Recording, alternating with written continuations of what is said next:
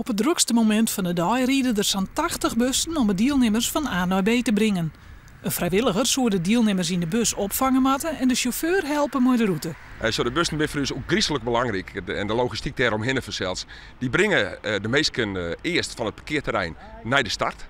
En daarna brengen ze de meesten van het finishplak waarom naar de auto's, waar de auto's parkeerd staan. Dat kan in Pietersbierum wezen, maar dat kan ook in Ljouwert wezen.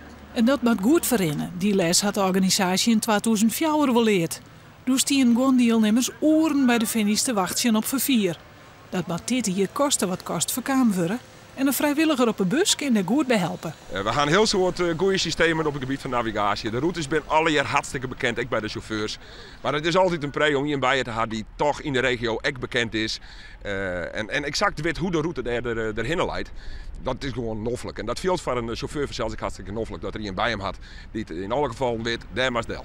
Er zijn al tussen de 20 en 30 vrijwilligers die het helpen zullen op een bus.